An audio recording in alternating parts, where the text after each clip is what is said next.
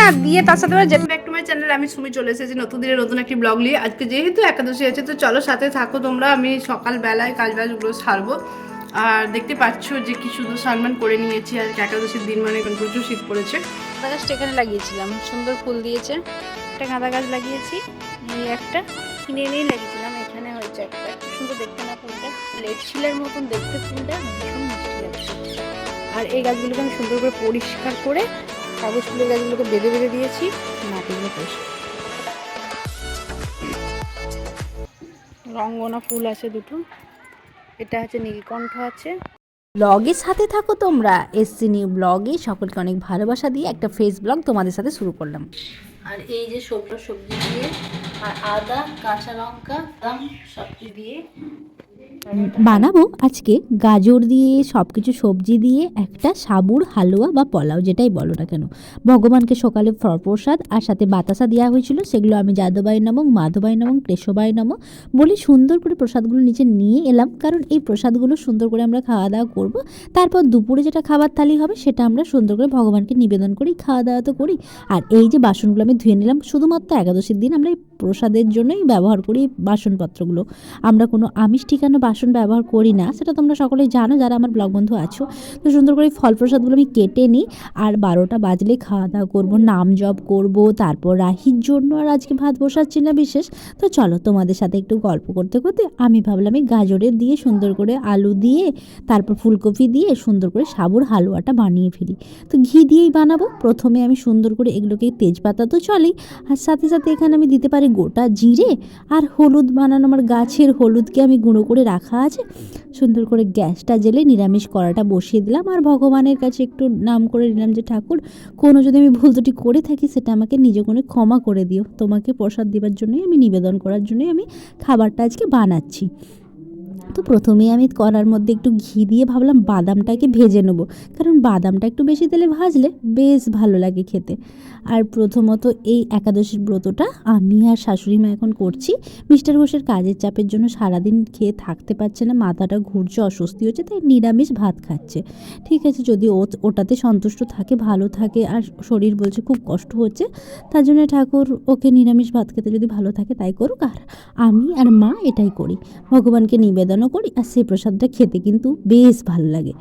আর জানো তো, প্রতিদিন তো আমরা ঘরের খাবার খেয়েই থাকি, মনে হয় যেন একাদশীর দিন ভগবানের ভোগ লাগানো খাবারটা খেলে আমাদের ভীষণ পেট ভর্তি থাকে, ভীষণ ভালো লাগে। আর গাছের ফুলকপি এখন এত জমিতে, এদের মানে জেঠুদের বাড়িতে বলছি প্রচুর ফুলকপি হচ্ছে, যার ফলে কোথাও না কোথাও কেউ আমাদের বাড়িতে একটা দুটো করে ফুলকপি দিতেই থাকে। বাজার থেকে আর সেরকমভাবে আমরা ফুলকপি আনি না। যাই হোক, গাজর তারপর আলু সব কিছু দিয়ে ঘিয়ের মধ্যে ভালো করে ভাজাটা করে নিচ্ছি। প্রথমতই ভাজাটা ভালো করে হয়ে থাকলে, কারণ সাবুর বড় দানা সাবুটা আমি কিছুক্ষণ আগে যেহেতু ভিজিয়ে রেখেছিলাম, সুন্দর ফুলে বড় হয়ে উঠেছে আর নরম নরম হয়ে উঠেছে। তাই শেষ মুহূর্তে ভালো করে আমি একটু নাড়াচাড়া করে সাবু দিয়ে সবজিগুলো সিদ্ধ দিয়ে অল্প মিষ্টি, কাঁচা লঙ্কা, একটু সিন্ধুক লবণ সব কিছু দিলেই তো রেডি হয়ে যায়। আগের একাদশীতে আমি খরারের বাড়িতে ছিলাম, মানে আমার বাবার বাড়িতে ছিলাম, তখন মা বানিয়ে দিয়েছিল ফুলকপি, গাজর, বিনস, এগুলো ভাজি, মানে একটু ভাজা তরকারি, ফল এইসব খেয়েছিলাম।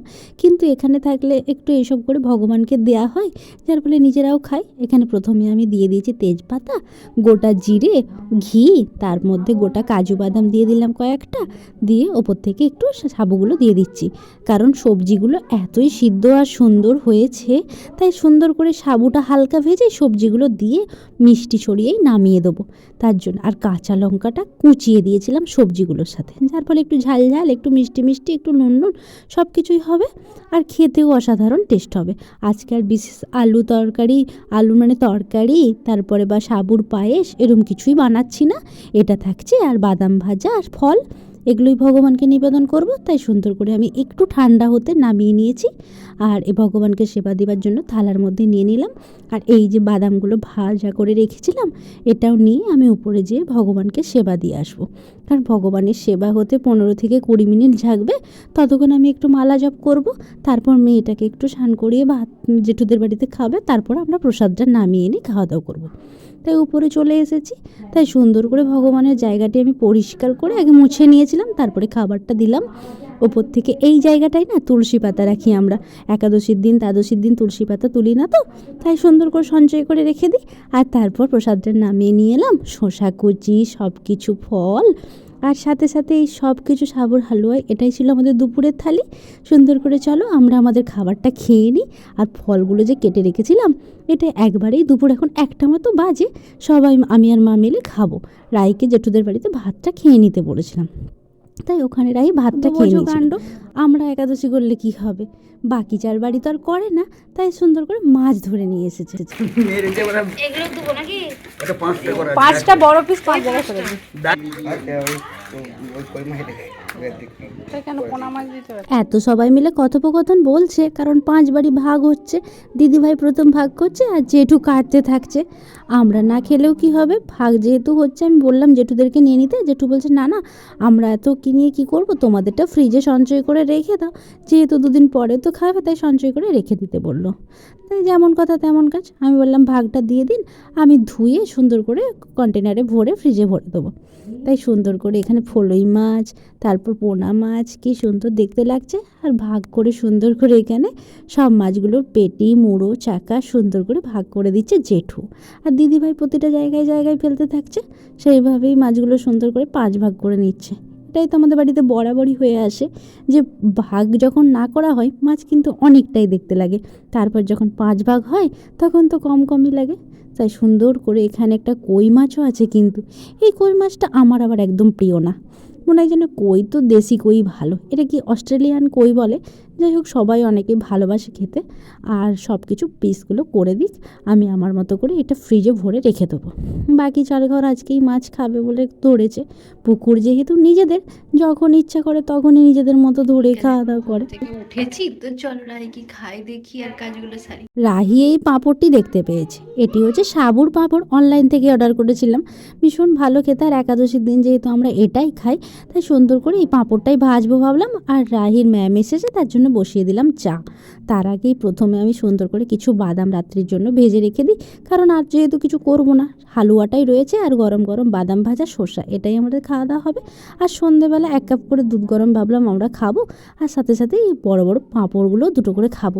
সাবুর পাঁপড়টা আবার খেলে আমার ঠিক পেট ভরে না, মুখই ভরে। তবুও একটু ক্রিস্পি খাবার খেতে কার না ভালো লাগে বারব্রতর দিনে। এটা আর ভগবানকে সেবা দিচ্ছি না, সুন্দর করে আমরা খাবো। রাইট টিচারের জন্য এই যে আমি এখানে পাঁপড় আর একটু চাই দিই, কারণ বাড়িতে আসে তাকে না কিছু দিয়ে আর খেতে পারি কি আর, বাড়িতে আসছে যখন আমরা যেটা খাবো সেটাই তো দিতে হবে। কোনো কোনো সময় মিষ্টি, কোনো কিছু হালুয়া কিছু বানিয়ে দিই, বাট আজকে যেহেতু সাবুর পাঁপড়টাই বানিয়েছি, টিচারকেও 2টো দিয়ে আসি চলো, আর রাইকেও দিই। তারপর আমরাও একটু খাওয়া দাওয়া করবো সবাই মিলে, কারণ এই বড় বড় পাঁপড়গুলো খেতে যতটা না সুন্দর হয়, দেখতে কিন্তু অসাধারণই হয়। তো চলো সুন্দর করে দিলাম রাহির ম্যামকে, আর রাহিকেও তার মধ্যে একটা দিলাম। তো খেয়ে এলাম পাঁপড় ভাজা, মানে দেখালামই তো পাঁপড় ভাজা, আর সাথে আমি একটু দুধ গরম খেয়েছি আর খেজুর একটু খেয়ে এলাম নিচে থেকে। একটু বসে রাইট টিচার এসে যখন রাই একটু পড়ছে, আমি একটু এডিটিংয়ের কাজগুলো এই ফাঁকে সেরে নিই, কারণ সবসময় তো কাজের সাথে সাথে এগুলো থাকে। আর রাত্রে যেহেতু মিস্টার ঘোষ এখন করছে না, আমি আর মা থাকি, বাদাম একটু ভেজে রাখলাম। আর এখন পেট ভর্তি, একদমই পেট ভর্তি। রাত্রের জন্য শুধুমাত্র ওই যে হালুয়া রয়েছে, বাদাম ভাজা, শসাটা দিয়ে রাত্রে খেয়ে নেবো, বিশেষ কিছু খাবো না। তো চলো তাহলে একটু বসে আড্ডা দিয়ে এডিটটা করি, তোমরা কিন্তু সাথে থাকবে।